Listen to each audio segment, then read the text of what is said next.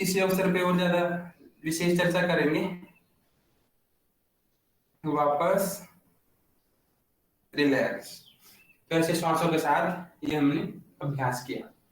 आप करेंगे। मैं एक बार समय देख लेता हूं कितना समय है, उसी अनुसार हम बात करते हैं फिर।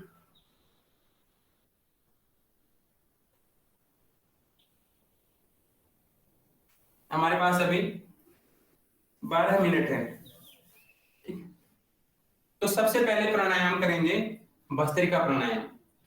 मैंने बताया कि ये वाला अभ्यास करने पहले, भस्त्रिका प्राणायाम करने से पहले ये वाला अभ्यास आप इसके खुद के ऊपर एक्सपेरिमेंट करें कुछ छोटी छोटी चीजें। यदि आप ऐसे ही बैठ के प्राणायाम करना शुरू कर देते हैं तो देखेंगे कितना लंबा गहरा सांस भर पाते हैं, है ना। सारे प्राणायाम का उद्देश्य यही है कि अधिक से अधिक लंबा गहरा श्वास हम भरें, तभी तो शरीर की शुद्धि होगी। तो ये वाला अभ्यास करने के बाद लंग्स एक्टिव हो जाते हैं, लंग्स की कैपेसिटी बढ़ जाती है। और उसके बाद जब हम कपालभाति, भस्त्रिका या अनुलोम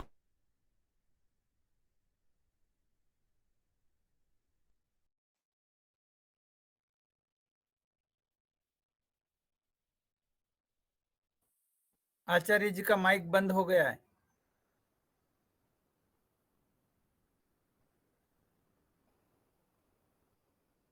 अभी ठीक है?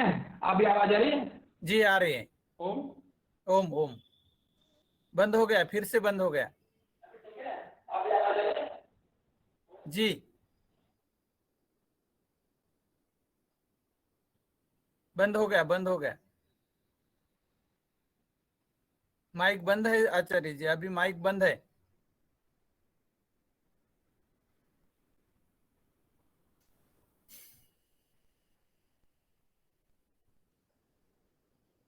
जी अभी आवाज आ रही है? जी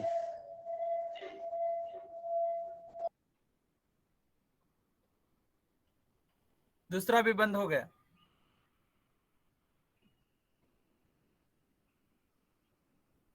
बंद हो गया माइक, अभी चालू नहीं।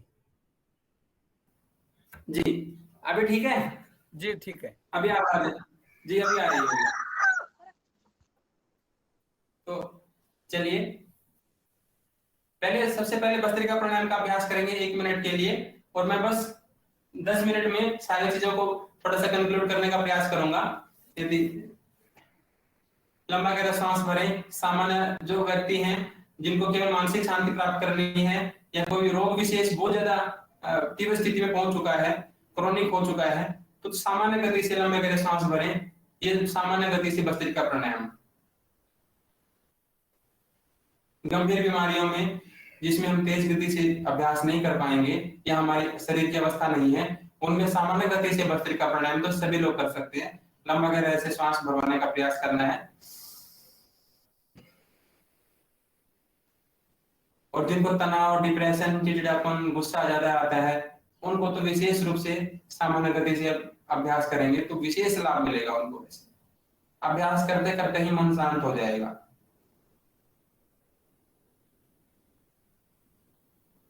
क्योंकि हमारे योग शास्त्र में कहा है, चले वाते चलम चित्तम निश्चले निश्चलम भवेत्, कि जिस गति से यह वात चलता है यानी प्राण, जिस गति से हमारी श्वासें चलती हैं, जिस गति से प्राण चलता है, उसी गति से हमारा मन चलता है। और जिस गति से हमारा मन चलता है उसी गति से हमारी श्वासें चलती हैं। ये सबका अनुभव होगा कि जैसे जो भी मन में प्रेम का भाव आया तो श्वासें अलग तरह की हो जाती हैं, गुस्से का भाव आता है तो श्वासें थोड़ी तेज चलनी शुरू हो जाती हैं, है ना। घृणा का भाव आता है, द्वेष का भाव आता है तो श्वासें डिस्टर्ब हो जाती हैं, ऐसे रुक रुक के चलती है। तो ये सारा मन का प्रभाव श्वासों पर, श्वासों का प्रभाव मन के ऊपर। तो किसी को भी एक को कंट्रोल कर लेंगे तो दोनों चीजें कंट्रोल में हो जाएंगी। तो श्वासों को अपनी इच्छा अनुसार लेंगे, लंबा गहरा, इच्छा अनुसार लंबा गहरा श्वास बाहर छोड़ेंगे तो मन इससे नियंत्रित हो जाएगा, मन पूर्ण रूप से शांत हो जाएगा। तो ये मानसिक रोगों में तो विशेष रूप से लाभकारी है। और यदि तेज गति से करेंगे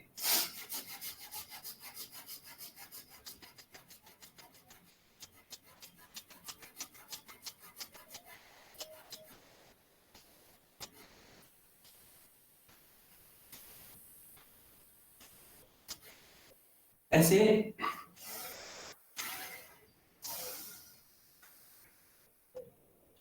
ऐसी शुरुआत शुरुआत में 2 मिनट और जब अभ्यास बन जाए तो 5 मिनट तेज गति से अभ्यास करेंगे तो सर्दी जुकाम, ब्रीथलेसनेस, थकान होना, ये सारी समस्याएं होंगी ही नहीं। ये इतना बढ़िया प्राणायाम है। मैं तो एक शब्द में बोलता हूँ इसको जब सिखाता हूँ तो कफ को भस्म करने का तरीका भस्त्रिका। जितनी भी कफ संबंधी बीमारियां हैं उनको भस्म करने का एक ही तरीका है, मतलब एक श्रेष्ठ तरीका है, तरीके तो बहुत सारे हैं, वो है भस्त्रिका प्राणायाम। श्रद्धेय स्वामी जी भी इस प्राणायाम के बारे में इतनी महिमा गान करते थे। पहले आपने किसी ने सुना होगा इंटरव्यू, तो बताते थे कि मैं जो ये 2 कपड़ों में रह पाता हूँ ये सारा इस भस्त्रिका प्राणायाम की सिद्धि का फल है ना। तो भस्त्रिका प्राणायाम जो कर लेगा उसको सर्दी गर्मी को सहन करने की क्षमता आ जाएगी। तो अब समय ना गवाते हुए करेंगे कपालभाति प्राणायाम का अभ्यास। 1 सेकंड में एक बार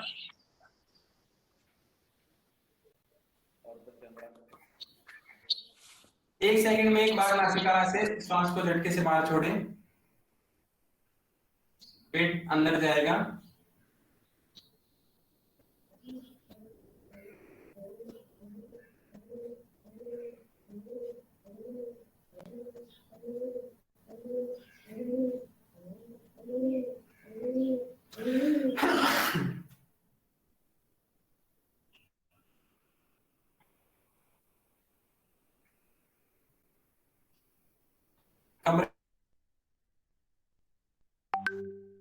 बंद कमरे में जब हम प्राणायाम करते हैं ना उसका यही दुष्प्रभाव होता है कि आसपास की जो स्मेल होती है ना प्राणायाम करते समय तो डिस्टर्ब करती है ना। इसलिए अभ्यास हमेशा, मुझे सावधानी बताना था कि योगाभ्यास हमेशा खुले स्थान पर करना चाहिए। कम से कम घर में अगर कर रहे हैं तो घी का दीपक जला के रखें, अगरबत्ती जला के रखें या हवन करके वातावरण को शुद्ध करें।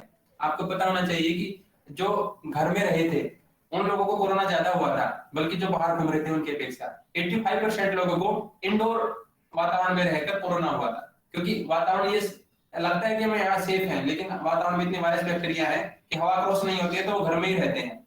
बाहर का वातावरण तो फिर भी शुद्ध हो जाता है, लेकिन अंदर का वातावरण बड़ा दूषित रहता है। इसलिए हवन करने के बाद योगाभ्यास करें या घी का दीपक जला के, गूगल जला के वातावरण को पूरा शुद्ध करें तो अभ्यास करना चाहिए। कपालभाति प्राणायाम में मुझे 2 सावधानियां विशेष रूप से बतानी है। एक तो बहुत सारे लोग अभ्यास करते हैं, योग ग्राम में जब मैं था तो योग प्रचारक भी बहुत सारे भाई आए थे उसमें, तो उनका ये कहना था कि हम 2-2.5 घंटे अभ्यास करते हैं जब, तो उससे हमारी जो है किडनी फेल हो गई, किडनी खराब हो गई, लीवर खराब हो गया। तो मतलब कैसे हो गया? बोले मंच पे कराते थे अभ्यास, है ना, यूरिन का प्रेशर आता था, उसको रोक के रखते थे, तो फिर धीरे धीरे खराब हो गया। 10-12 सालों से अभ्यास कर रहे हैं। तो प्राणायाम के अभ्यास के समय जब भी आपको मलमूत्र का वेग आए, छींक आए, खांसी आए, कुछ भी आए, तो रोकना नहीं है, बिल्कुल नहीं रोकना चाहिए। आप चाहे मंच में चाहे कहीं भी हैं, औपचारिकताओं से बचकर अपने शरीर को पहले संवारें, उसको संभालें। औपचारिकताओं के उसमें ज्यादा नहीं रहना चाहिए, नहीं तो हम दूसरों को लाभ पहुंचाते हैं लेकिन खुद की हानि कर लेते हैं। दूसरी सावधानी, श्वास को झटके से बाहर फेंकेंगे तो पेट अंदर जाएगा। बहुत सारे भाई टीवी देखकर जो भी अभ्यास करते हैं, बहुत सारी माताएं बहनें भी पेट को बाहर फेंकना शुरू कर देती हैं, क्योंकि टीवी देखते समय हम अपने अभ्यास को चेक नहीं करते। तो पेट को बाहर नहीं फेंकना है, श्वास को बाहर फेंकना है, पेट अंदर जाएगा कपालभाति के समय। और तीसरी सबसे बड़ी सावधानी, जब भी हम कमर गर्दन सीधी करने की बात करते हैं तो कुछ लोग इसको तान लेते हैं, जबरदस्ती ऐसे चीज देते हैं, छाती को ऐसे तान दिया तो लगता है कमर सीधी हो गई। अब इसमें कपालभाति करेंगे तो धीरे धीरे कमर में समस्या हो जाएगी ना। कपालभाति प्राणायाम कोई छोटा मोटा प्राणायाम नहीं है, ये ऊर्जा का बहुत विस्तृत भंडार है, ऊर्जा को बहुत ज्यादा पैदा करता है। अगर वो ऊर्जा हमने खर्च नहीं किया, डिस्ट्रीब्यूट नहीं किया तो विकृत हो जाएगी। तो ऐसे कमर को सामान्य रूप से सीधा करके दोनों नितंब आपके जमीन से लगे रहें, तब कपालभाति का अभ्यास करना, खुले वातावरण में करना। जो रोगी हैं तो वातावरण को शुद्ध करके अभ्यास करें। तो ऐसे कपालभाति प्राणायाम। कपालभाति के बाद कर लेंगे अनुलोम विलोम प्राणायाम का अभ्यास 30 सेकंड के लिए।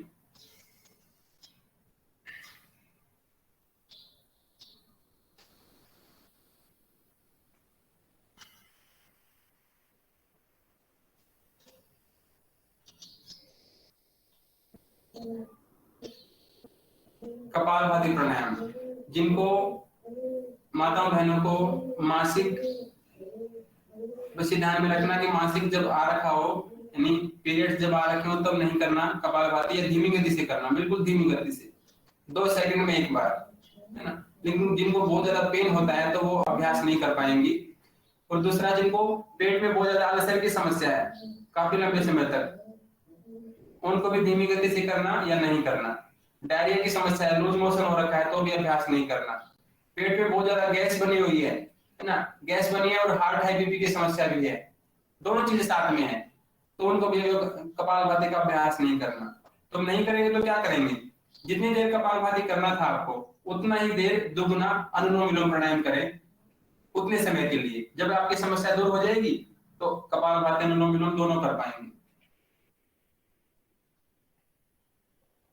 ऐसे कपालभाति हम 10 मिनट करते हैं मान लो, और अनुलोम विलोम भी 10 मिनट करते हैं।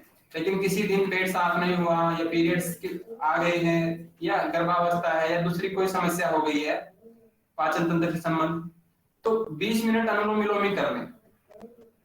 अनुलोम विलोम तो एक ऐसा प्राणायाम है जो योग शास्त्रों में जिसकी जबरदस्त महिमा गान किया है।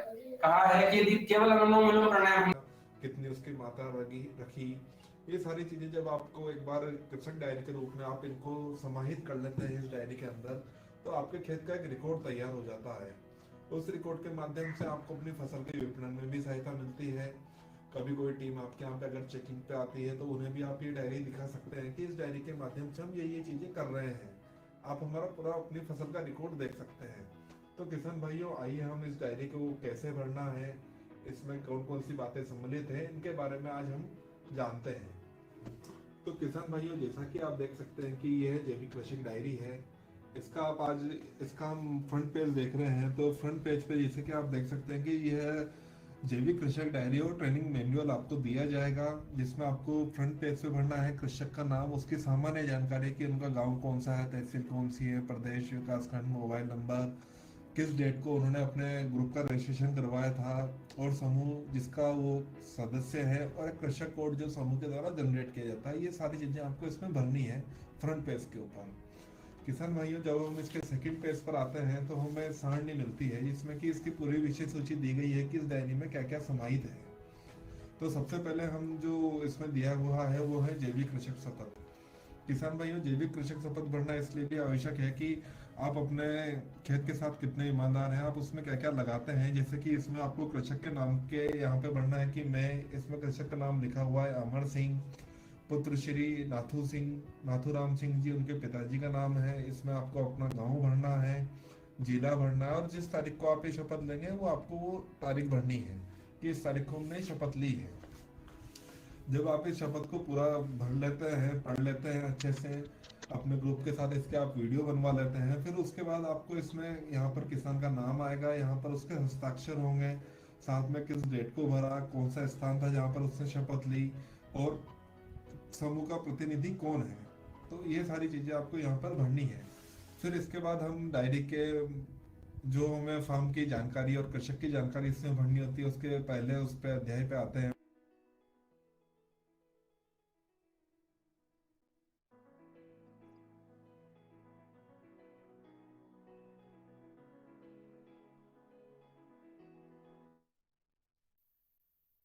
जी धन्यवाद आदरणीय तरुण जी। मैं ससम्मान डॉक्टर विनोद भट्ट जी को आमंत्रित करता हूं कि वो आए और आज हमारे जो 180वें 30 दिन से 191 क्लास से 180वीं क्लास तक के जो चीफ योग शिक्षक और चीफ गेस्ट रहे हैं, उन महानुभावों को का प्रस्तुति उनके नाम के साथ धन्यवाद उनका ज्ञापित करने का कष्ट करें। डॉक्टर विनोद भट्ट जी।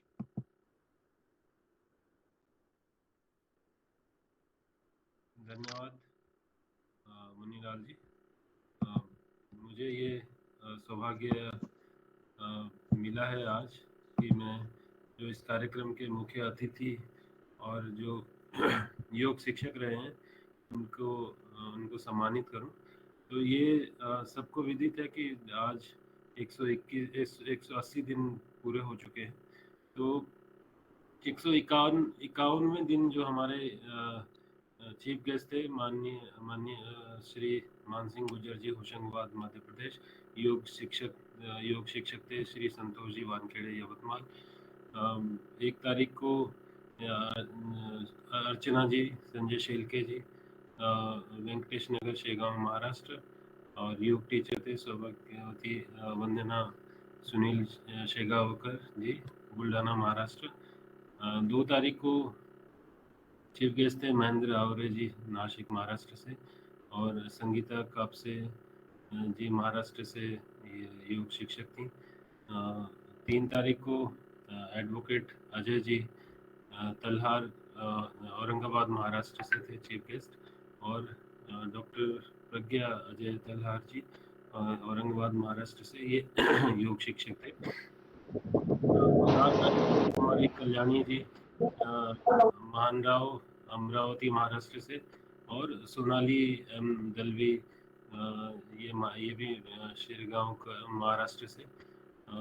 5 तारीख को जयश्री भानकर जी भंडारा महाराष्ट्र, और कलावती मलेवार जी भंडारा महाराष्ट्र से। 6 तारीख को श्री किशन भंवर जी नांदेड़ महाराष्ट्र, और श्री सीताराम सोनटक्के जी नांदेड़। 7 तारीख को श्री अमरेंद्र कुमार मध्य बिहार से, और श्री सतीश कुमार पश्चिम चंपारण बिहार से। 8 तारीख को श्री सीताराम सोनटक्के जी नांदेड़ महाराष्ट्र से, और श्री किशन भंवर जी नांदेड़ महाराष्ट्र से। 9 तारीख को डॉक्टर विजय शंकर दुबे छपरा बिहार, और श्री दयानंद उपाध्याय जी पटना बिहार। 10 तारीख को 161वें दिन स्वाति जी डेराबस्सी पंजाब, और श्री भरत गुप्ता जी जो अभी यूएसए में हैं, योगी सत्यानंद जी भी इनका नाम है। अगले दिन 11 तारीख को रिंकू दास जी तिनसुकिया आसाम से, और कविता पद्माकर जी जिला भंडारा महाराष्ट्र से। 12 तारीख को सीमा अग्रवाल जी ये डिब्रूगढ़ से हैं आसाम से, और गिरधर देशमुख गायत्री परिवार अमरावती महाराष्ट्र से। 13 तारीख को नीतू गोस्वामी जी ये Saint Stephen high school Assam से, और ज्योति शेलके जी महाराष्ट्र पूर्व महाराष्ट्र से। 165वें दिन श्री राजू पाटिल नांदेड़ महाराष्ट्र से, और सौभाग्यवती रानी पाटिल नांदेड़ महाराष्ट्र से। इसके 15 तारीख को अरविंद कुमार गौड़ होशंगाबाद मध्य प्रदेश से, और वीरेंद्र कुमार सिंह जी भूली धनबाद झारखंड से। और अगले दिन 16 तारीख को विलास जी पाली कोंडावर यवतमाल महाराष्ट्र से, और अमित दुबे जी होशंगाबाद मध्य प्रदेश से। और 17 तारीख को श्री सुधीर जी आसटकर अमरावती महाराष्ट्र, रंजना केणीकर जी यवतमाल महाराष्ट्र से। कविता जी अगले दिन कविता पद्माकर भंडारा महाराष्ट्र से, और संगीता गोनभेड़े जी ये महाराष्ट्र पूर्व से, मचारणा महाराष्ट्र पूर्व से। 170वें दिन ओंकार नाथ जी पलामू झारखंड से, और सौभाग्यवती लक्ष्मी पटले लाखनी भंडारा महाराष्ट्र से। 171वें दिन प्रीति ताई जी महाराष्ट्र से, और विठल सोलंकी जी हिलोंगी महाराष्ट्र पूर्व से।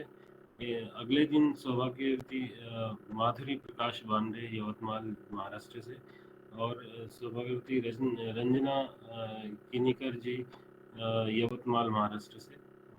173वें दिन श्री दिनेश जी राठौड़ यवतमाल महाराष्ट्र से, और सौभाग्यवती माधुरी ताई प्रकाश जी बांदे यवतमाल जिला महाराष्ट्र से। श्री प्रहलाद जी सुल्ताने शेगांव महाराष्ट्र, और श्री कल्पनाताई चांदेवर लाखनी भंडारा महाराष्ट्र से 174वें दिन। और 175वें दिन श्री चतुर्वेदी मिटकरी बुल्ढाना शेगांव महाराष्ट्र से, और श्री संतोष जी शिरसाट महाराष्ट्र से। 176वें दिन श्री मोहन गोटीराम जी पिंपले शेगांव जिला बुल्ढाना महाराष्ट्र से, और श्रीराम पद्मावार जी यवतमाल महाराष्ट्र से। 177वें दिन आदरणीय राम प्रसाद पटेल जी पाटन जबलपुर से, और श्री हरलाल कुशवाहा जी जबलपुर मध्य प्रदेश से। 178वें दिन सौभाग्यवती राजकुमारी जी भट्ट शेगांव बुल्ढाना महाराष्ट्र से, और सौभाग्यवती संगीता जी दलवी बुल्ढाना महाराष्ट्र से। श्री अगले दिन एक श्री दीपक जी शेगांव महाराष्ट्र और श्री टोलीचंद जी पारधी भंडारा महाराष्ट्र से। और आज जो 180वां दिन है उसमें आज मुख्य अतिथि पूज्य स्वामी आनंद देव जी महाराज पतंजलि योगपीठ हरिद्वार से और आचार्य रोहित जी पतंजलि योगग्राम से आज योग शिक्षक रहे हैं। तो मैं इन सभी का आभार प्रकट करता हूँ और सभी को इनके बहुमूल्य समय और जो इन्होंने सेवा भाव से जो ये कार्यक्रम में भागीदारी दी है उसके लिए मैं साधुवाद देना चाहता हूँ, धन्यवाद प्रेषित करना चाहता हूँ और आशा करता हूँ कि आप सभी लोगों का सहयोग इसी तरह से आगे भी हमें मिलता रहेगा। बहुत बहुत धन्यवाद। बहुत बहुत धन्यवाद आदरणीय डॉक्टर विनोद भट्ट जी। और जैसा कि आपने हमारे योग शिक्षक और चीफ गेस्टों का सम्मान किया, इन्हीं की वजह से ये हर कार्यक्रम चल रहा है। सबको सादर प्रणाम। मैं डॉक्टर किशोर दुबे जी को आमंत्रित करता हूँ कि वो आए और हम सबको संबोधन करने का कष्ट करें। आदरणीय डॉक्टर किशोर दुबे जी। धन्यवाद मुन्नीलाल जी। आज हम अर्धवार्षिक कक्षा में जो आए हैं वो परम पूज्य बाबा रामदेव जी एवं श्रद्धेय आचार्य बालकृष्ण जी की सूक्ष्म उपस्थिति को नमन करते हुए आज की कक्षा में हम आए हैं। और इस कार्यक्रम में किसानों से जो सीधी बात हुई और उनसे वार्तालाप का जो अध्ययन हम लोगों ने किया है उसको हम साझा करते हैं। हमारे करीबन 1400 से अधिक किसान पीजीएस के लिए पंजीकृत हुए हैं और उन्होंने कई प्रकार की फसलों की जैविक उपज की है। मैं मुख्यतः मार्केटिंग से संदर्भित बात करना चाहता हूं। उन्होंने जिसमें वो उत्पाद के है तो उसमें गेहूं, चावल, बाजरा, मक्का आदि अनाज है, मूंग, उड़द, तुअर आदि दलहने हैं, तिल्ली, मूंगफली, अलसी, सोयाबीन आदि तिलहने हैं, गन्ना, बासमती, लेमन, ग्रास, लहसुन आदि नगद फसलें हैं, कई प्रकार के फल है, कई प्रकार की सब्जियां है, पशुओं के चारों का भी उन्होंने उत्पाद किया है, तुलसी जैसी प्रमुख दवाइयों का भी उत्पाद किया है और मैरीगोल्ड जैसे फूलों का भी उत्पाद किया है। मुझे हर्ष है कि हमारे किसानों ने सभी प्रकार के फसलों का पीजीएस प्रमाणीकरण के लिए उत्पाद किया है। किसानों से पूछा गया था कि पीजीएस प्रमाणित माल कहाँ बेचोगे। इस सवाल का जवाब किसानों ने दिया है कि लोकल मार्केट से लेकर एक्सपोर्ट करने तक। ज्यादातर किसानों ने बताया है कि उनकी सबसे पहली प्राथमिकता है परिवार को जैविक आहार दिलाना और उन्हें कैंसर, किडनी, हृदय रोग आदि बीमारियों से बचाना। साथ ही कई साथियों ने स्थानीय लोगों से कांटेक्ट करके कोऑपरेटिव सोसाइटीज के माध्यम से, प्राइवेट मंडी, पहचान के लोगों को के माध्यम से अपने माल को बेचने की मंशा भी सादर की है। कुछ साथियों ने तो हम मार्केट ढूंढेंगे ऐसा आत्मविश्वास भी दर्शाया है। हमें हमारे अध्ययन से पता चला है कि मार्केटिंग के लिए उपयुक्त जैविक पोर्टल की जानकारी भले ही 34% लोगों को है, किंतु बाकी किसानों ने उसे सीखने की और उसके द्वारा मार्केट यातायात समझने की मंशा व्यक्त की है, अपेक्षा व्यक्त की है। निश्चित यह आशा का किरण है। साथ ही 60% लोगों ने अपनी उपज समूह बनाकर बेचने के जो इच्छा व्यक्त की है और जो बिचौलों के चंगुल से निकलकर सीधे व्यापारियों के साथ में बात करने की, ग्राहकों के साथ बात करने की जो डिजायर उन्होंने दी है और इससे निश्चित ही किसानों को ज्यादा मुनाफा प्राप्ति का अवसर प्रदान होगा। इसमें हमारे मन में कोई संदेह नहीं है। पीजीएस प्रमाण पत्र का उपयोग कैसे करोगे, इस सवाल पर किसानों ने हमें कई प्रकार का उनका आत्मविश्वास बढ़ाने वाले जवाब दिए हैं।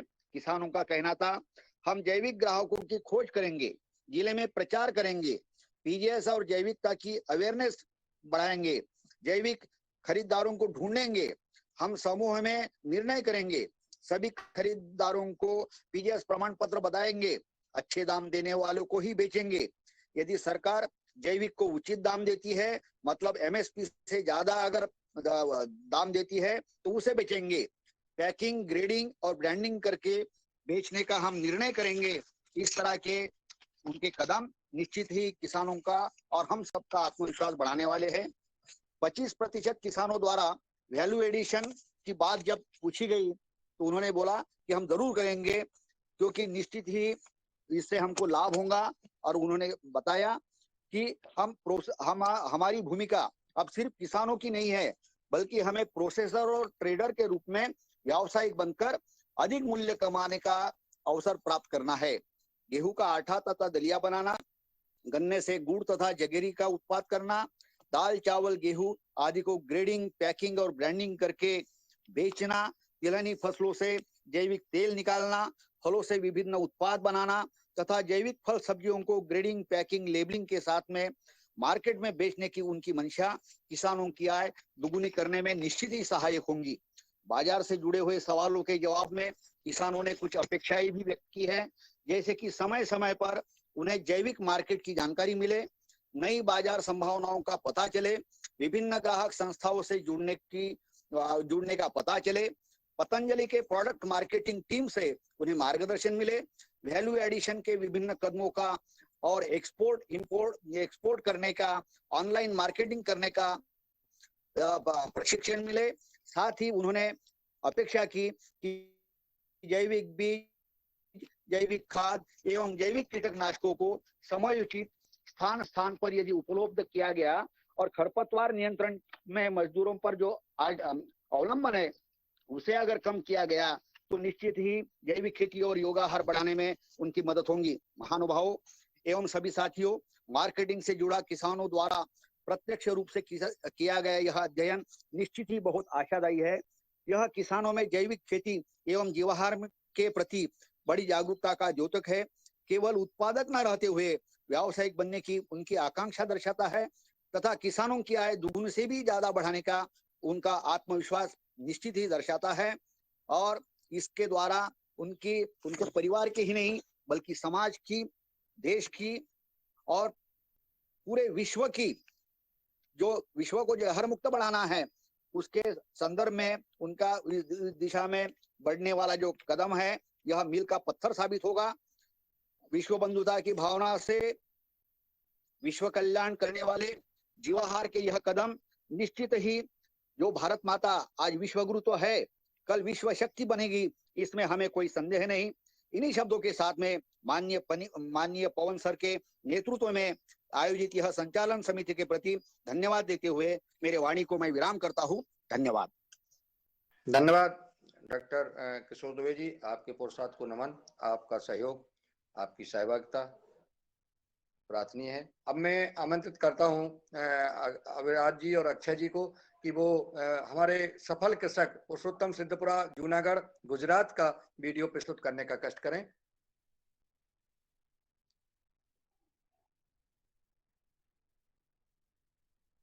जूनागढ़ गुजरात भारत। मैं देश के किसानों को एक संदेशा देना चाहता हूं कि मैंने जो 18 साल से गाय के गोबर और गौमूत्र से जो प्राकृतिक कृषि करी है तो उसमें जो भी कई भी समस्याएं आई है तो उसका निवारण किया है। रासायनिक खाद और फर्टिलाइजर की जो समस्या थी उसका भी निवारण किया है। आज ये आप देख रहे हैं ये हमारी पूरी जैविक 18 साल से जैविक कृषि का जो माहौल है उसमें 3 साल से ये अमरूद लगाए हैं।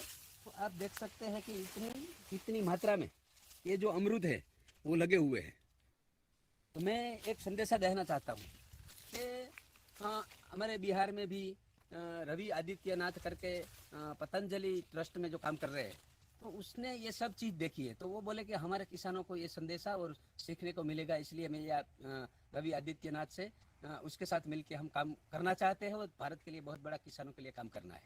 तो ये जो कृषि देख रहे हैं तो हमने सोचा कि भाई गाय अपने आंगन में रख के गाय के आधार पर कृषि करें।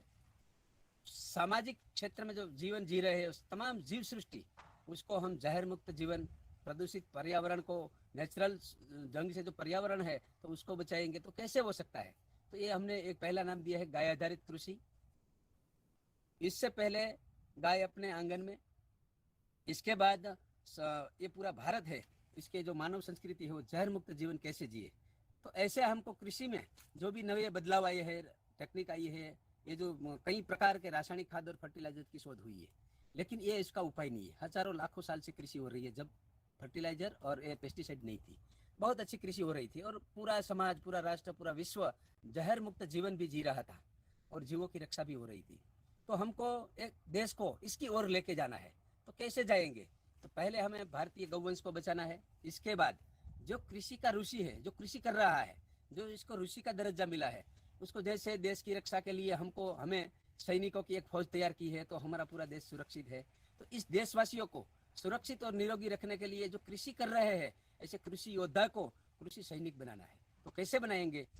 ये जो हमने आगे अभी बात की है कि कृषि कैसे की जाए, तो ये जो हमारा डेवलप किया हुआ एनारोबिक सिस्टम है, जो हर एक खाद को, जैसे हम देसी खाद को खेत में डालते हैं, बायोमास डालते हैं, तो इससे क्या होता है कि जमीन के अंदर रहने वाले जो जीव है वो फर्टिलाइजर और पेस्टिसाइड से वो मर गए हैं। जितनी मात्रा जमीन के अंदर, भूमि के अंदर होनी चाहिए उतनी नहीं है।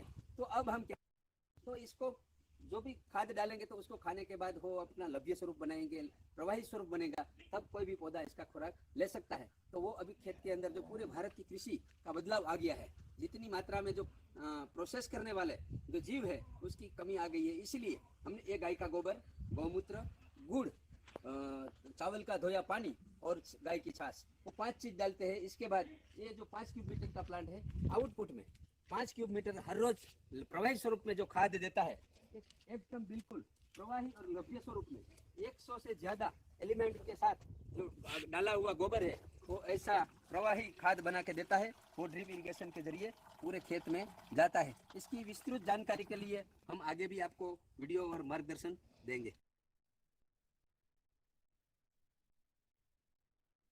धन्यवाद आदरणीय अक्षय जी, विराज जी। अब मैं आमंत्रित करता हूँ मुनीलाल जी, इनकी पुरुषोत्तम जी की एक वीडियो और है गौशाला की, मैं वो भी आपको दिखाना चाहूंगा। स्वागत है।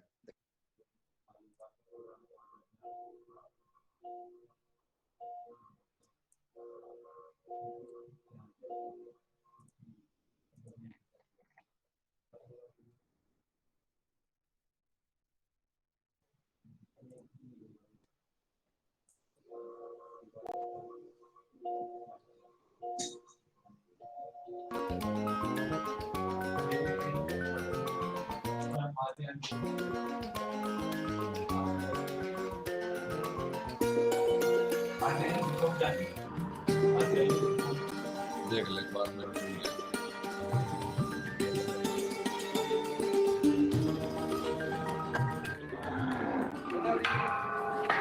सुरभि, सुधा, अमृता, पाडवी, आओ।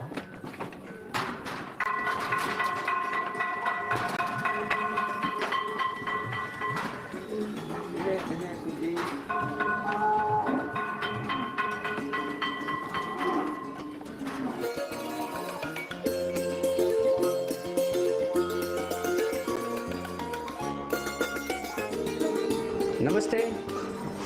गौ क्रांति की जन्मभूमि जामका से मैं पुरुषोत्तम सिद्धपरा। मैं पिछले 18 साल से ये गिर गायों का पालन कर रहा हूँ। हमारी संस्कृति में गाय पहले जंगल में चरती थी, विविध प्रकार की औषधियाँ खा के आती थी घर पे, और इसका दूध है वो लोगों को जो मिल रहा था। ये जो नेचुरल दूध है इसकी ताकत बहुत बड़ी थी कि जो इंसान को हेल्दी रखती थी, बच्चे को हेल्दी रखती थी, और जो माँ है अपने बच्चे को जन्म देती है वो प्राणवान प्रजा निर्माण हो। इसलिए गाय को लड़की के साथ इसको करियावर में दिया, इसको शादी के समय दिया जाता था। क्यों दिया जाता था? कि इसकी दूध पी के बच्चा है वो हेल्दी और ब्रेन पावरफुल वाला सशक्त हो जाएगा। इसीलिए हमारी परंपरा थी कि बेटी को ससुराल जाते समय गाय दिया करते थे। गाय की खुराक जो हमारे घर में तैयार होती थी वो देते थे। अभी ज्यादा गाय चरने को नहीं जाती है, बहुत खेतों में, फार्म हाउस में, घर पे बंधी रहती है।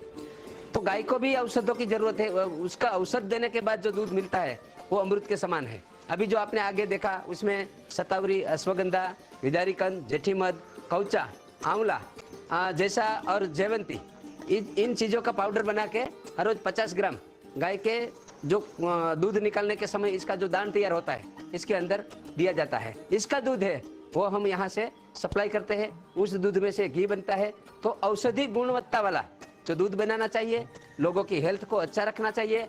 आने वाले भविष्य जो हमारा नया भारत निर्माण हो रहा है, तो आने वाली पीढ़ी को हम कैसे मजबूत करें, हमारा धर्म समझ के, जो भगवान श्री कृष्ण ने किया था कि बच्चे को भरपूर मात्रा में दूध, घी, दही सब पिला दिया था, तो हम इस समय में जो गाय रखते हैं वो कृष्ण के अंश में वो काम कर रहे हैं। तो गाय को औषधि देके इसका दूध तैयार करें और जो देश की जनता है उस तक पहुंचना चाहिए। वही दूध से हमारा आने वाला भविष्य है वो मजबूत बनेगा।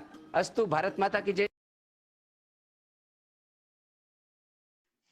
धन्यवाद आदरणीय विराज जी, बहुत महत्वपूर्ण वीडियो आपने दिखाया।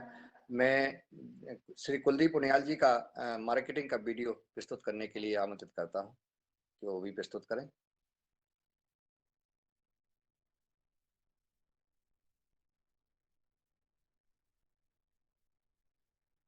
आवाज पहुंच रही है?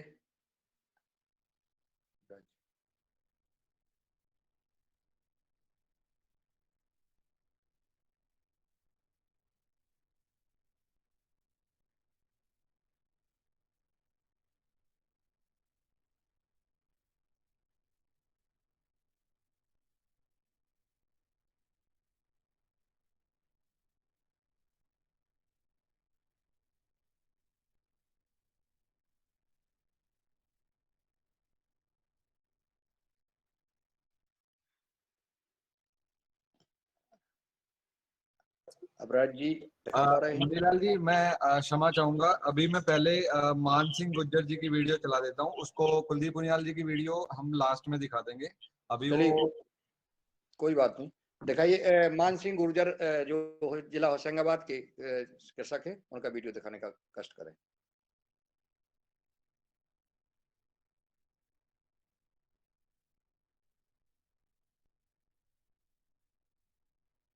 जिला होशंगाबाद, मध्य प्रदेश।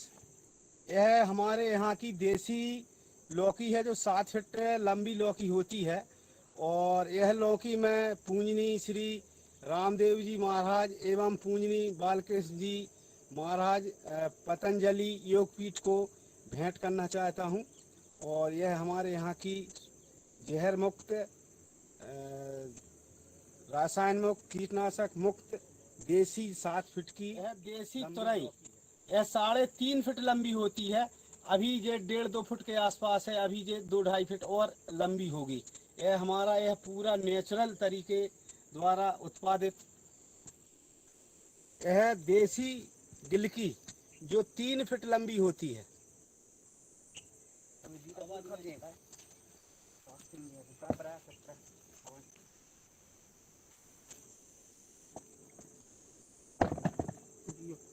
वीडियो कैसे रामदेव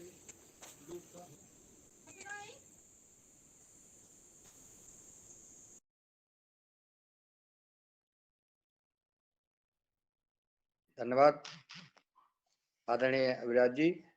मैं श्री भुवनेश्वर राय जी को आमंत्रित करता हूं कि वो आए और अपना उद्बोधन देने का कष्ट करें। श्री भुवनेश्वर राय जी। धन्यवाद आदरणीय मुनीलाल जी। ओम नमस्कार। आज इस अर्धवार्षिक दैनिक योगाहार क्लास में आप सभी महानुभावों का स्वागत एवं अभिनंदन करता हूं। जैसा कि मुझे आज तकनीकी पहलुओं पर, खेती के तकनीकी पहलुओं पर बात करने के लिए बताया गया है। जैसा कि आप जानते हैं कि पिछले 6 महीनों में जो ये कार्यक्रम चला, उसमें पहले योगा से शुरू हुआ, लेकिन बाद में चल करके फिर किसानों की ये समस्याएं आने लगी कि हम जैविक खेती को कैसे करें, शुरुआत कैसे करें, उसके लिए कैसे खेत की तैयारी करें, क्या खाद डालें, ये सारी समस्याएं उसमें निभर करके आया। और उसी के हिसाब से फिर एक बहुत बड़ा वेबिनार समय समय पर हमारे पतंजलि कार्यक्रम के अंतर्गत बड़े साइंटिस्टों के द्वारा जो उस कार्यक्रम को संपादित किया गया। इस तरह से जितने भी 6 महीने में हमारे किसानों की जो समस्याएं आई उनका निराकरण हम लोगों ने किया। आज चूंकि समय हो गया है, मैं इस पर बहुत ज्यादा तकनीकी पहलुओं पर बात नहीं करूंगा, लेकिन इतना किसान भाइयों से जरूर निवेदन करूंगा कि जो भी मेरे किसान भाई जैविक खेती कर रहे हैं वो निश्चित रूप से धन्यवाद के पात्र हैं। वो आगे बढ़ रहे हैं और वो समाज सेवा के साथ साथ देश सेवा भी कर रहे हैं, और निश्चित रूप से उनका जो आर्थिक डेवलपमेंट है वो भी बढ़ रहा है। जो लोग नहीं कर रहे हैं वो निसंकोच को छोड़ दें और जैविक खेती को करना शुरू कर दें, कोई दिक्कत नहीं है। आप जो ही शुरू करेंगे आप आगे बढ़ते जाएंगे। जैविक खेती में बहुत ज्यादा कोई दिक्कत नहीं है, बस शुरुआत में आपको ऐसे खेत का चयन करना है जिसमें आप जैविक खाद ज्यादा से ज्यादा मात्रा में आपके खेत में है, उसमें आप शुरुआत कर लें, उसकी मिट्टी की जांच करा लें, उसका ऑर्गेनिक कार्बन देख लें जरूर कि करीब 0.7 से 1.2 के आसपास, मतलब 1 के आसपास का रेंज का हो जाए। और निश्चित रूप से जब आप उसमें जैविक खाद डालते रहेंगे, गोबर की खाद, कंपोस्ट खाद, हरी खाद, खलियों की खाद, ये सब जब डालते रहेंगे तो निश्चित रूप से आपका खेत आगे बढ़ जाएगा और उसमें आप शुरुआत कर लेंगे। इसके बाद मैं थोड़ा सा कुछ बिंदुओं पर प्रकाश डालूंगा जो बहुत महत्वपूर्ण होता है खेती के मामले में। आप बीज का शोधन जरूर करें, उसके लिए मैं समय समय पर आता हूं और भी हमारे वैज्ञानिक लोगों ने बताया, बहुत चर्चा नहीं करेंगे। खेत की तैयारी आप में इस समय तो खैर जाड़े की सीजन आ गया, लेकिन गर्मियों में आप निश्चित रूप से गहरी जुताई जरूर करें। उससे फायदा ये होता है कि जो हानिकारक कीड़े होते हैं वो नष्ट हो जाते हैं, उनके अंडे नष्ट हो जाते हैं, और जो एक सतही जुताई होती रहती है उसके नीचे एक हार्ड पैन बन जाता है। इसलिए कभी कभी समय समय पर गहरी जुताई कर लेना चाहिए, जिससे वायु का संचार, जल धारण करने की क्षमता बढ़ती रहती है, और ये ऑर्गेनिक खेती में बहुत जरूरी है। इसके अलावा बीज शोधन आप कर लें, बीज का सिलेक्शन भी कर लें। आप किसी भी बीज का सिलेक्शन कर सकते हैं, वो हाइब्रिड भी हो सकता है, लोकल भी हो सकता है। बस ध्यान ये रखना है कि हाइब्रिड में न्यूट्रिएंट की मात्रा ज्यादा देनी पड़ती है, तो उस हिसाब से आपको मैनेजमेंट करना होगा कि आप जैविक खाद के अलावा आपको जैव उर्वरक भी डालना होगा, और जैव उर्वरक के बारे में भी मैं काफी कुछ इसमें बता चुका हूं। सिंचाई में भी आप विशेष ध्यान देंगे। कभी भी जैविक खेती या किसी भी प्रकार की खेती में सिंचाई में पानी ज्यादा नहीं लगाना चाहिए। पानी लगाने से वायु का संचार रुक जाता है, और जो पौधों का न्यूट्रिशन मिलना होता है वो जो अपटेक करते हैं पौधे वो नहीं कर पाते हैं, जिससे पौधे कमजोर हो जाते हैं। तो सिंचाई पर भी आपका विशेष फोकस होना चाहिए। इसी के साथ मैं आगे, चूंकि समय हो गया है, भी कुछ और वक्ताओं को बोलना है, इसलिए मैं फिर समय समय पर कार्यक्रम को संपादित करते रहते हैं हम लोग, और इसी के साथ मैं अपनी वाणी को विराम देता हूं। धन्यवाद। धन्यवाद भुवनेश्वर राय जी। मैं मुनीलाल जी जी अभी क्या मैं वो वीडियो चला सकता हूँ या बाद में ही चलानी है? फिर बस आप म्यूट हो रहे हैं अभी। जी चला दीजिए कुलदीप जी का। ठीक है, स्वागत है।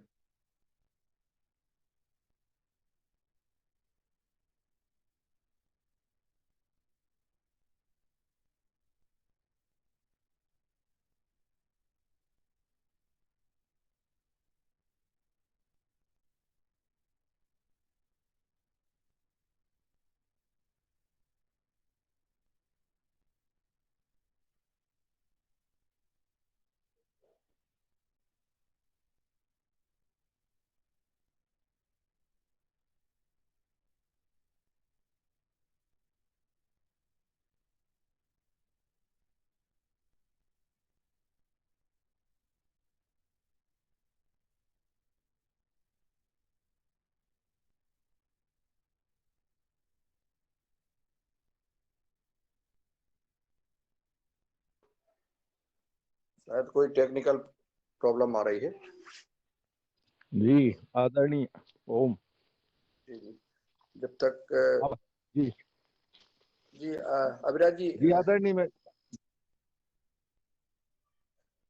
अभिराज जी और मैं उत्तराखंड से हूँ। मैं आज आपके सामने जो जैविक किसान हैं, जैविक उत्पादक हैं, उनकी विपणन व्यवस्था के बारे में बातचीत कर रहा हूँ। मैं आपको जैविक उत्पादकों के सामने जो विपणन की जो व्यवस्था है, विपणन व्यवस्था को संचालित करने के लिए, शुरुआती दौर में संचालित करने के लिए मैं आपको 2-3 कदमों के बारे में बताना चाहता हूँ कि 2-3 कदम अगर आप उठाएंगे तो आपको आगे जाकर जो है अपनी विपणन व्यवस्था को बनाने में काफ़ी मदद मिलेगी। इसमें पहली बात जो है इसमें यह है कि आप अपने जो आपका ग्राम स्तर पर जैविक समूह है, जैविक समूह में बैठ करके अपने उत्पादन की हर फसल का उत्पादन, कितना उत्पादन आपका हुआ है और कौन कौन सी फसलें आपकी हैं उनके बारे में ब्यौरा तैयार करें। और इस ब्यौरा को आप जो आपके जो अन्य क्षेत्र में जितने भी आपके जैविक उत्पादक समूह बने हैं उनकी एक बैठक आयोजित करें। उन बैठक में उन सभी समूहों को बुलाएं और उसमें अंदाजा लगाएं कि आपके पास जो है बैठक में जो है आप ये अंदाजा लगाएं कि आपके पास कितना उत्पादन है, कौन कौन सा उत्पादन है, कौन कौन से उत्पाद हैं आपके, कौन कितना उत्पादन उसका है, कितनी मात्रा में आप उत्पादन कर रहे हैं, जिसकी आज आपको विपणन व्यवस्था की जरूरत है। तो एक समिति जरूर बनाएं, आप एक क्लस्टर लेवल की एक ऑर्गेनाइजेशन जरूर बनाएं जिसको हम एफपीओ भी बोलते हैं। एक 10-15 जो गांव में जो आपके समूह फैले हुए हैं उन समूह को मिला करके आप एक समूह जो है फेडरेशन का गठन करें, एफपीओ का गठन करें और उस एफपीओ को जिम्मेदारी दें विपणन व्यवस्था के लिए। तीसरा कदम आपको जो उठाना है, जो आपकी क्लस्टर स्तरीय समिति है वो समिति जो है स्थानीय प्रशासन से तालमेल उठाए। तालमेल उठाने की उनके साथ वो बैठक आयोजित करें और उनके जो लाइन डिपार्टमेंट है, चाहे कृषि विभाग है, उद्यान विभाग है, उनके साथ बैठ के बातचीत करें और जो उनके संसाधन है जो आपकी जरूरत से मेल खाते हैं, आपकी विपणन व्यवस्था में जिन चीजों की जरूरत है उनको उनके सामने रखें और ताकि वो उनकी योजनाओं से लिंक हो सके। उसके बाद आप अपना अगले जो आपका कदम होगा, अपना एक स्थानीय स्तर पे हाट लगाएं। उस हाट में अपने उत्पादों को लाएं, सब आपस में बैठ करके सारे जो आपके जैविक उत्पादक समूह हैं और जो उससे जुड़े हुए किसान हैं उनके उत्पादन का आप अंदाजा लगा करके उसको जो है दैनिक रूप से, साप्ताहिक रूप से अपने हाट में लाएं और उससे अपने ग्राहकों को आकर्षित करें और अपना एक प्रेजेंटेशन उस हाट में लगाएं। उसके बाद आप अपना जो है उनका एक व्हाट्सएप ग्रुप बनाएं जो आपके उनका पूरा डेटाबेस बना करके अपने जो भी ग्राहक आपके पास आते हैं ग्राहकों का डेटाबेस बना करके उसके बाद आप उनका एक व्हाट्सएप ग्रुप बनाएं और व्हाट्सएप ग्रुप के माध्यम से अपना जो है उनकी डिमांड की पूर्ति करने की कोशिश करें। और उसके बाद जो है आप अगला कदम में आप ये कर सकते हैं कि अपने जो लोकल जो आपका प्रशासन है उनके साथ मिल करके अपना एक जो है आउटलेट लगा सकते हैं। तो आप 4-5 कदमों को अगर आप इनिशिएट शुरू करेंगे धीरे धीरे करके तो आपको आगे जाकर जो है बाजार का पता लगेगा, विपणन व्यवस्था का पता लगेगा और आखिरकार आप जो है एक अपने उत्पादों को बेचने में आपको आसानी होगी और आपको एक समझ बनेगी। तो आप इन कदमों को एक बार शुरुआत कीजिए, शुरुआत करने से आपको लगेगा कि आपको रास्ते दिख रहे हैं। तो मैं आपको कह रहा हूँ कि मैं आपको सुझाव दे रहा हूँ, मैं आपसे रिक्वेस्ट कर रहा हूँ कि आप इस तरह के कदम जरूर उठाइए, आपको जरूर लाभ होगा। धन्यवाद। धन्यवाद आदरणीय अभिराज जी। मैं आदरणीय करण त्यागी जी को आमंत्रित करता हूं कि वो आए और ओसीसी और पीएफएसपी के ऊपर सोशल मीडिया पर अपना वक्तव्य देने का कष्ट करें। आदरणीय करण जी।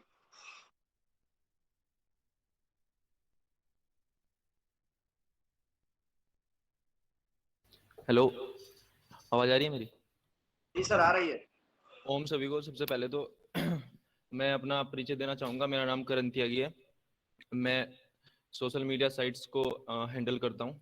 पीएफएसपी पतंजलि फार्मर समृद्धि प्रोग्राम और डीवाईएमटी दिव्य योग मंदिर ट्रस्ट के जो सोशल मीडिया साइट्स हैं। मैंने एक पीपीटी बनाई है, इसके माध्यम से मैं आप सभी को दिखाना चाहूँगा कि हम इन साइट्स पे क्या क्या चीज़ें अपलोड करते हैं।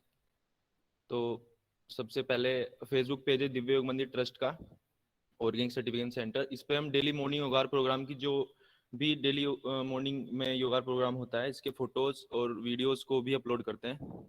उसके बाद इस पर हम पीजीएस ग्रुप मोबिलाइजेशन एक्टिविटीज के फोटोज और वीडियोस जो हमारे पास होते हैं उसको भी अपलोड करते हैं।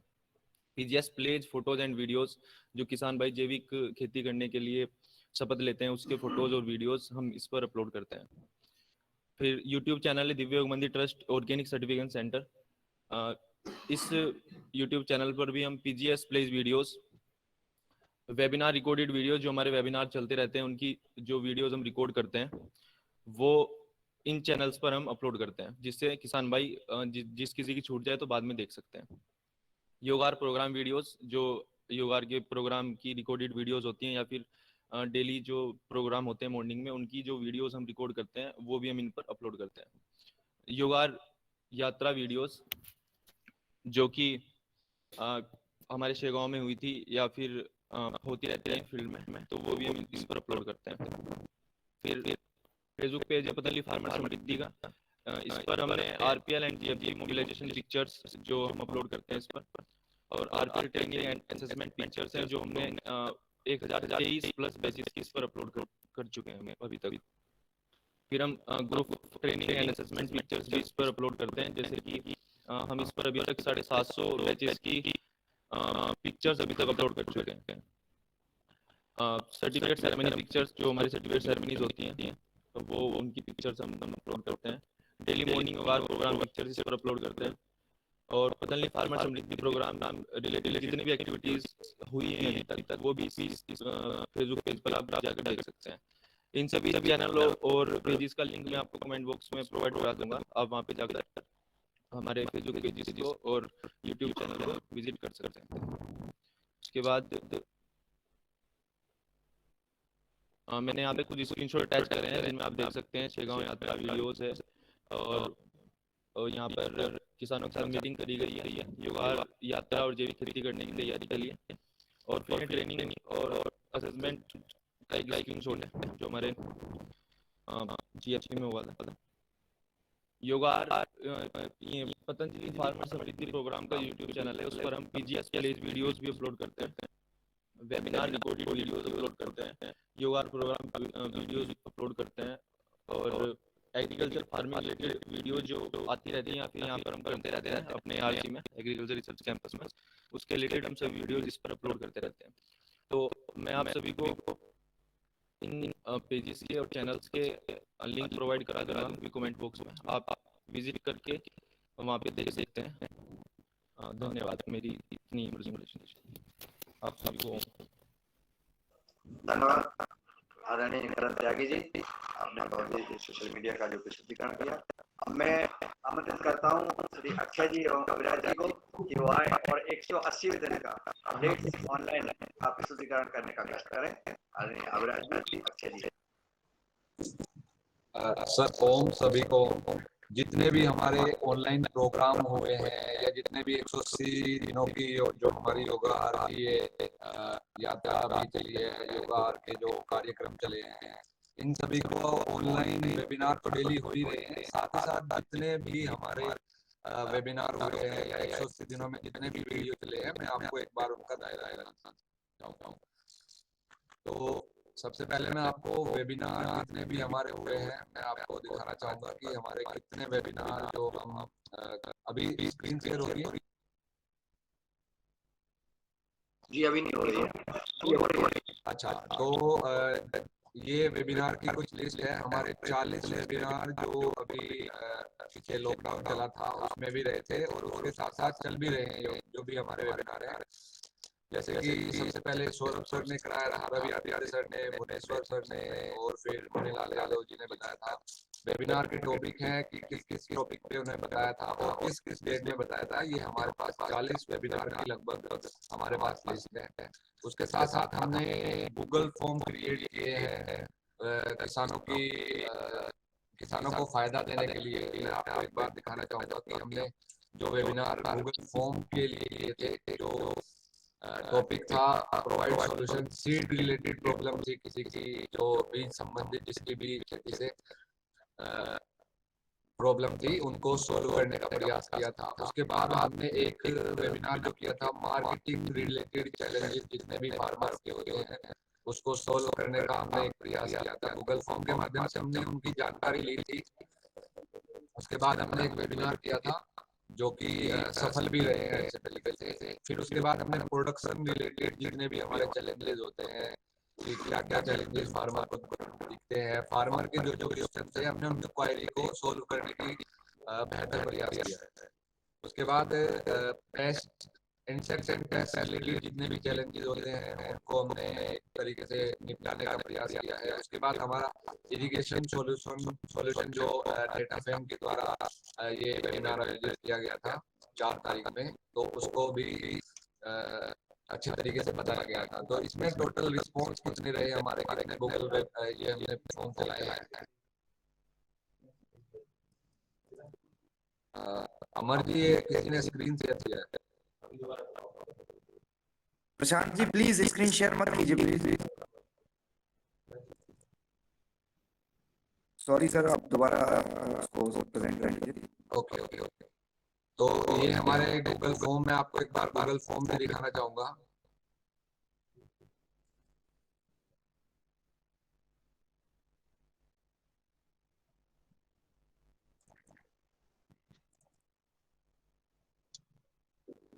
तो ये हमारा एक गूगल फॉर्म था जिसमें हमने किसान का एक समाधान देने के लिए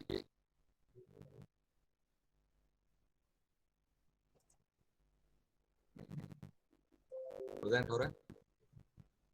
हाँ, तो ये हमारा एक गूगल फॉर्म था जिसमें हमने किसानों की जितनी भी उनसे रिलेटेड, उनकी खेती से रिलेटेड जितनी भी समस्याएं थी उनको निपटाने का प्रयास किया था। इसमें हमने उनका नाम, मोबाइल नंबर, किस राज्य से हैं वो, किस जिले से है, तहसील क्या है, उनका गाँव क्या है, उनकी मुख्य नकदी फसल कौन कौन सी है, और उनको किस बारे में जानकारी लेनी थी कि उनको कीट संबंधित जानकारी लेनी थी, बीज संबंधित लेनी थी, उनको मार्केटिंग संबंधित या कोई अन्य उनका सवाल था तो उससे संबंधित वो हमसे प्रश्न पूछ सकते थे। उसके बाद हमने जितने भी हमारे पास क्वेश्चंस आए हैं सभी फार्मर को हमने मतलब डायरेक्ट सबको एक इनबॉक्स पे उनके मैसेज भेजा था कि हमारा वेबिनार इस डेट पे है, आप वेबिनार को ज्वाइन करिएगा। तो सभी पे एक मैसेज जाता है। तो उसके बाद वो जब वेबिनार को ज्वाइन करते हैं तो उनकी जितनी भी समस्याएं होती हैं वो हम सोल्व करने का प्रयास करते हैं। तो एक बार मैं आपको एक वीडियो भी दिखाना चाहूंगा कि योगाहार प्रोग्राम में हमारे पिछले 180 दिन में जितने भी वीडियो क्लिप्स रहे हैं उनको मैं एक बार शेयर करना चाहूंगा।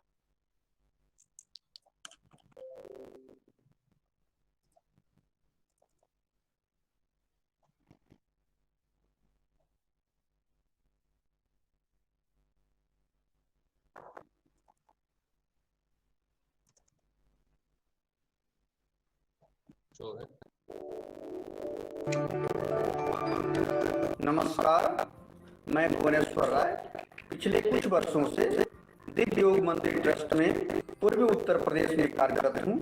जिन किसान भाइयों को पूर्वी उत्तर प्रदेश के किसी भी जिले में जैविक खेती एवं उसके प्रमाणीकरण के लिए कोई भी जानकारी प्राप्त करनी हो वो नीचे दिए गए नंबर पर मुझसे संपर्क कर सकते हैं। धन्यवाद।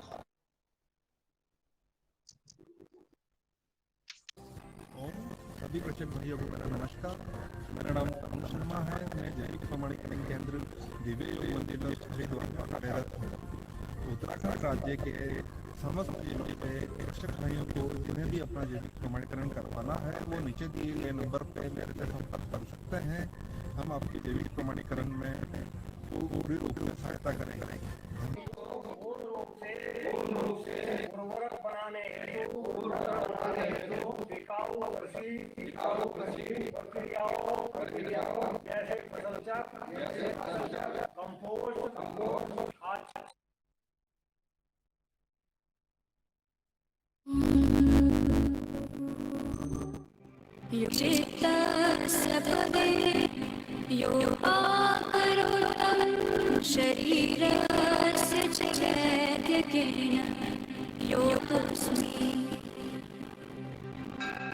आप सभी योगी जनों को, योग विज्ञानियों को, कृषि वैज्ञानिकों को मेरा सादर प्रणाम वंदन।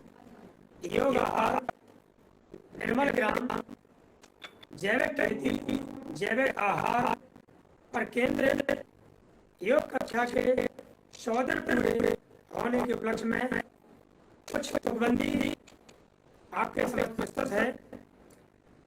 तन हो निर्मल, मन हो निर्मल, हमारा हर एक घर हो निर्मल। हम सब किसान भाई जिला मध्य प्रदेश के किसान भाई शपथ लेते हैं।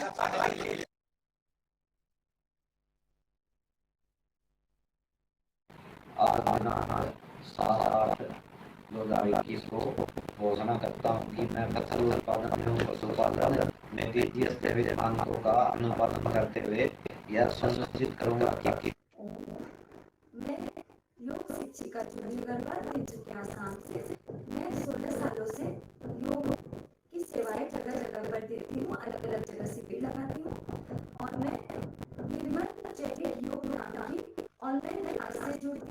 इस क्लास से जुड़ के मुझे बहुत फायदा हुआ है।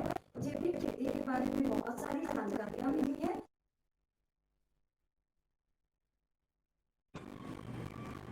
हेलो दोस्तों, मेरा नाम अतुल मंडेले है और मैं शुद्ध आहार कार्यक्रम से विगत कुछ माह से जुड़ा हुआ हूँ। तो आज हम पतंजलि योगाहार का 150वां सत्र मना रहे हैं। बहुत अच्छा प्रयत्न शुद्ध आहार के रूप में ये किया गया है कि हम शुद्ध थाली को प्रोत्साहित करें।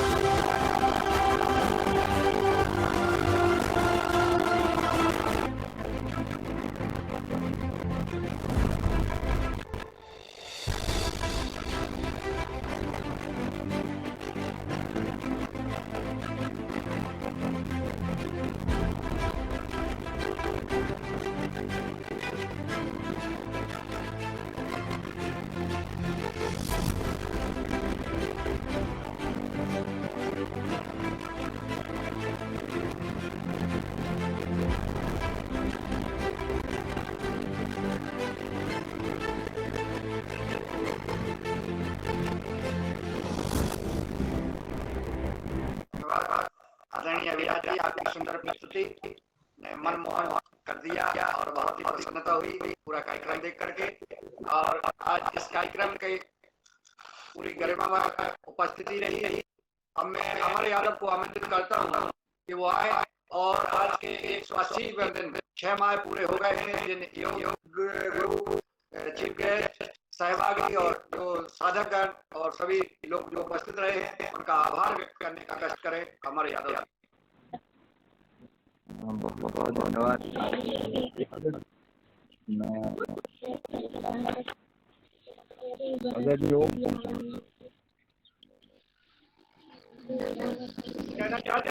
जी बीडी साहब जी आदरणीय जी बताइए। जी सभी को मेरा ओम वंदन।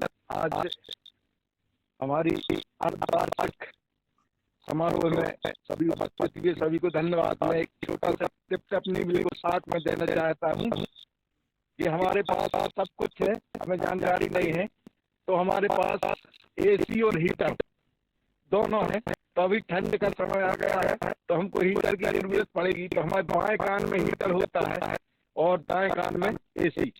तो बाएं कान में रुई लगाएंगे तो हीटर चालू, आपको ठंड नहीं लगेगी, सर्दी नहीं होगी, कैसी भी ठंड हो बाएं कान में रुई तो हीटर चालू हो जाएगा। और दाएं कान में लगाएंगे तो एसी चालू हो जाएगा। और अगर एसी चालू करते हैं तो शाम को निकाल दे, नहीं तो सर्दी हो जाता है। तो इसी के साथ सभी को मेरा ओम वंदन। समय कम है। बहुत बहुत धन्यवाद। 1 मिनट का समय मुझे भी दे दीजिए। जी बोलिए। ओम प्रणाम वंदन, आप सभी का अभिनंदन बहुत बहुत। आज 6 माह हो गए हैं। 6 माह माने अर्धवार्षिक परीक्षा आपकी आज हो गई है और उसमें आप सभी लोग उत्तीर्ण भी हो गए हैं।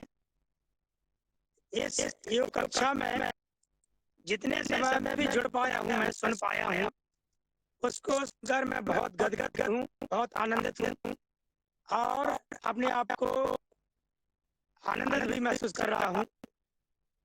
इस योग कक्षा में जो आपके डॉक्टर भुवनेश्वर राय जी और किशोर दुबे जी जैसे विद्वान प्रकांड विद्वान लोग जुड़े हैं और निरंतर जुड़ जैसे वो आगे बढ़ा रहे हैं, मैं उनको हृदय से नतमस्तक हूँ।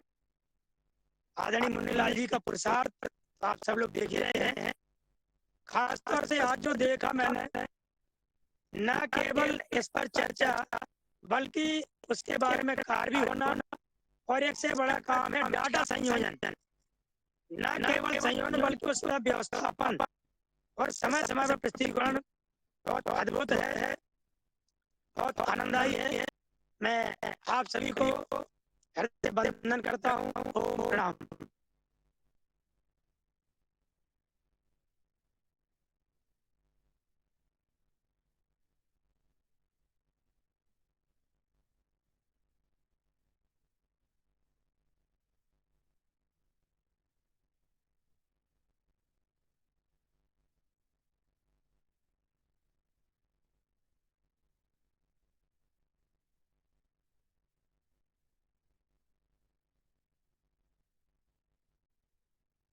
कुछ लोग बाकी हैं जो मीठा बोल देते हैं।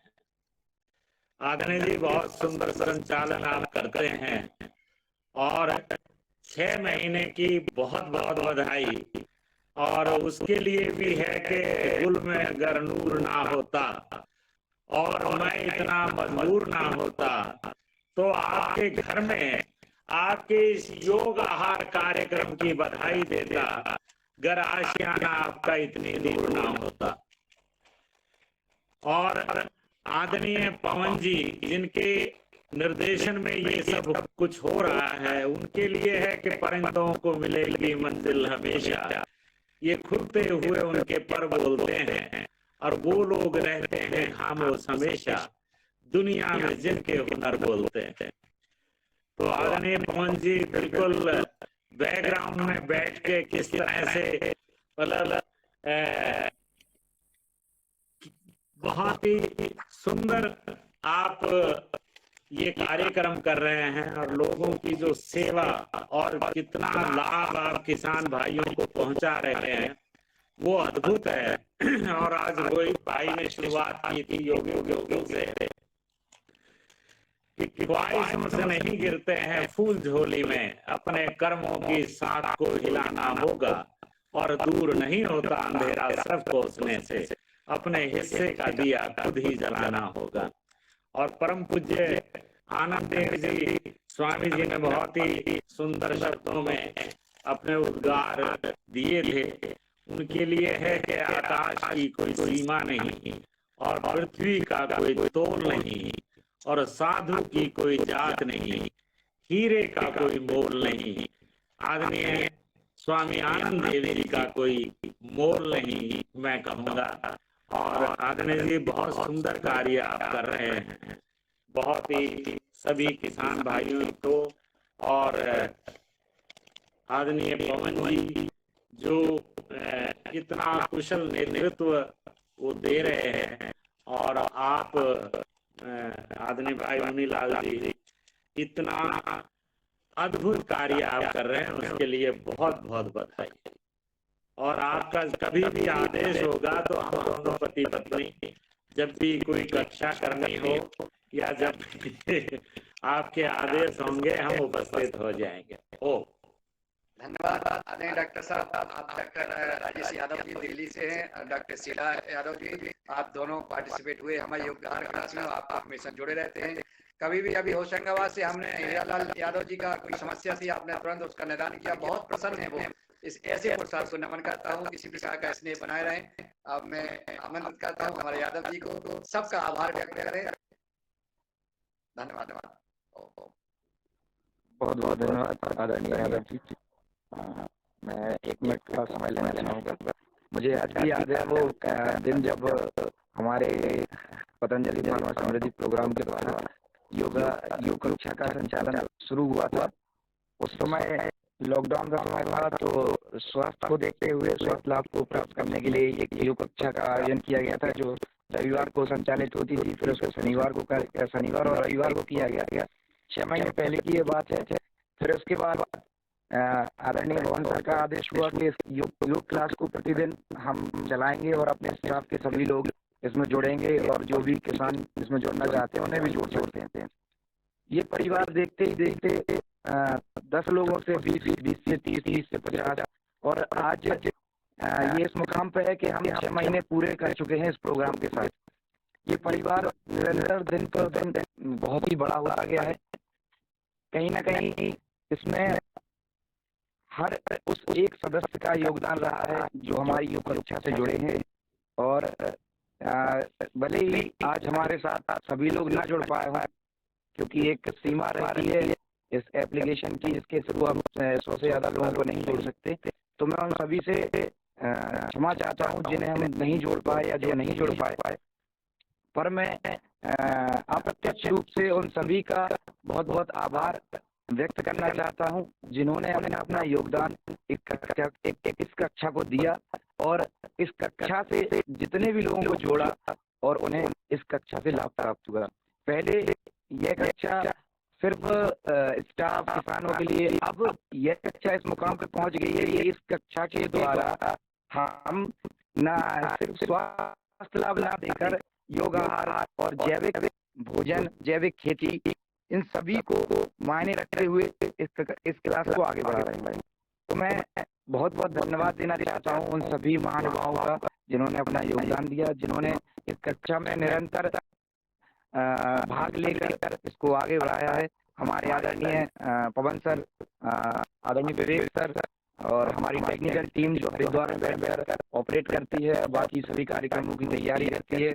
हमारे आदरणीय मुनीलाल यादव जी जिन्होंने इस कक्षा में निरंतर अपना योगदान दिया है, मुकेश मालवीय जी और नीलकंठ सावले जी, बहुत से लोग हैं जो प्रतिदिन जुड़कर हमें महत्वपूर्ण जानकारी भी देते हैं। हमारे आदरणीय डॉक्टर किशोर दुबे जी, आदरणीय भुवनेश्वर राय जी, रवि आदित्य जी, कुलदीप बुनियाल जी, बहुत से लोग ऐसे हैं जिन्होंने प्रतिदिन किसानों की समस्याओं का समाधान किया है। जो आज नहीं जुड़े हैं, अतुल बौड़ेले जी भी आज हमारे साथ नहीं है। तो बहुत से लोग ऐसे हैं जिनका योगदान अप्रत्यक्ष रूप से भी बहुत ज्यादा रहा है। तो मैं सभी का धन्यवाद व्यक्त करना चाहता हूँ और आज के क्लास में जुड़े हुए मैं सभी का व्यक्तिगत रूप से आभार व्यक्त करना चाहता हूँ। आदरणीय अभिराज जी, आदरणीय आदित्य राणा जी, अक्षय त्यागी जी, अंजनी जी, अर्पण चौहान जी, अशोक जी, बबलू सिंह जी, भगवान दास कुशवाहा जी, आदरणीय भुवनेश्वर राय, सदरोज अधिकारी जी, दिनेश सेमल जी, डॉक्टर किशोर दुबे जी और हमारे योग टीचर जो शिक्षा में थे, टोली चंद पारसी जी, रतवाहा जी, जय गुरुदेव, करम कोरी जी, किशोर कृष्ण कुमार तो, मधु बाबू, आदरणीय मधु बाबू जी, नलिनी कांता शर्मा, नीलकंठ सावले जी, निराल ठाकुरिया जी, ओनकार नाथ, पंडित वारांग जी, प्रदीप कुमार जी, प्रकाश मानरे, पुण्यकांत समर, आदरणीय रघुवीर रावत जी, राहुल गौतम जी, रजत सर,